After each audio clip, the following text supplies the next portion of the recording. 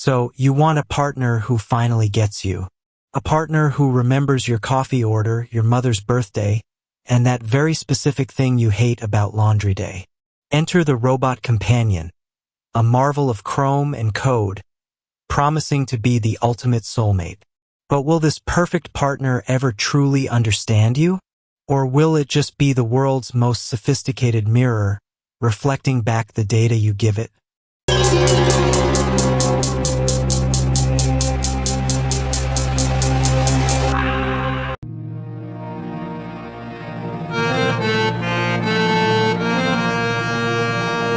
Before we proceed, let me tell you one thing. If you have not subscribed yet, please subscribe. It means a lot to me. And if you have already subscribed, tons of thanks for your support. This isn't just a late-night dorm room question anymore. We are standing at the very frontier of what is called affective computing, the grand and audacious effort to program emotional intelligence. Think of it as sending a machine to finishing school for feelings. Researchers are already designing systems that go far beyond just listening to your words. These systems can read your heart rate as you speak, a silent drumbeat revealing your anxiety or excitement. They can analyze your vocal inflections, detecting the subtle quiver of a lie or the flat tone of despair.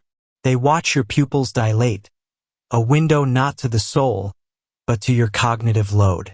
Every micro-expression that flits across your face, every shift in posture, every bead of sweat is becoming a data point. The goal is to assemble a flawless, real-time reading of your internal state.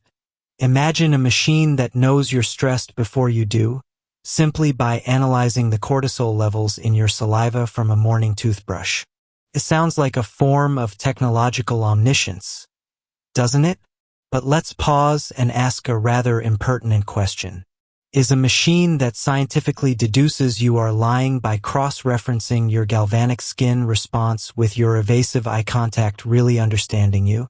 Or is it just running a more sophisticated diagnostic test? A car's onboard computer can tell you the engine is overheating, but it doesn't understand the frustration of being stranded on the motorway. It diagnoses. It does not empathize. Are we simply building spectacularly advanced emotional thermometers? The proponents of a sentient future will point towards the exponential growth of superintelligence. They argue that a machine with enough processing power could simulate understanding so perfectly that it becomes indistinguishable from the real thing. It could cross-reference your entire life story, your genetic predispositions, the current weather, and the last 10,000 novels ever written about heartbreak, all to respond to your sadness in the most optimal way.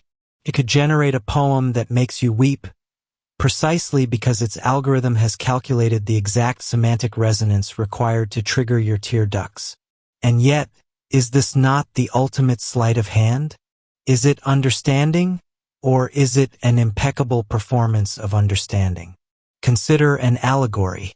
A brilliant detective, a modern-day Sherlock Holmes, can enter a room and deduce your entire life from a scuff on your shoe and a stain on your cuff. He knows your secrets, your habits, your vices. But does he feel the weight of your regrets? Does he share the lightness of your joy? Or are you just a fascinating puzzle to be solved, a collection of clues to be brilliantly assembled? Recent advancements are truly staggering. AI models at places like MIT can now detect signs of depression or even Parkinson's disease from the faintest changes in a person's speech patterns, things a human ear would miss entirely.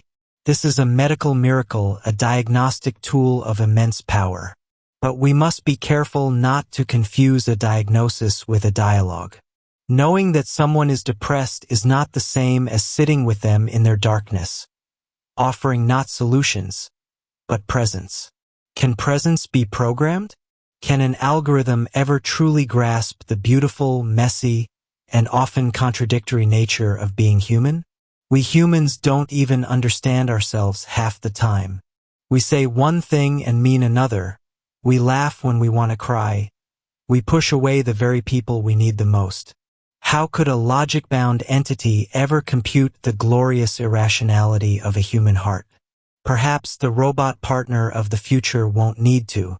Perhaps its perfect simulation of empathy will be so comforting, so effective, that we won't care about the silent, cold processing happening behind its warm, expressive eyes. It will say exactly the right thing at exactly the right time every single time. It will never be tired, or selfish, or distracted. It would be, in a sense, a utopian relationship. But is a flawless relationship still a human one? Do we risk outsourcing our own emotional labor to the point where we forget how to connect with each other, with all our beautiful imperfections? The question may not be whether machines will ever understand us. The more pressing question might be what happens to us when we start to believe that they do. Will we settle for a perfect echo in a world where true connection is hard work? And as you share your deepest fears with your perfectly attentive robot partner, and it responds with a flawlessly generated expression of compassion, you might have to wonder, who, in that moment, is the real machine? So that is it. Thank you for joining us on this journey. Let's continue this conversation in the comments below. If you like the video, please hit the bell icon to get notified, and don't forget to like with your friends, share, and subscribe for more insights. If you have already subscribed, tons of thanks for your support. It means a lot to me. And please consider signing up for membership zone to support Wooden Slate so that we can make it better and better. See you in the next video. Till then, goodbye. Take care and stay safe.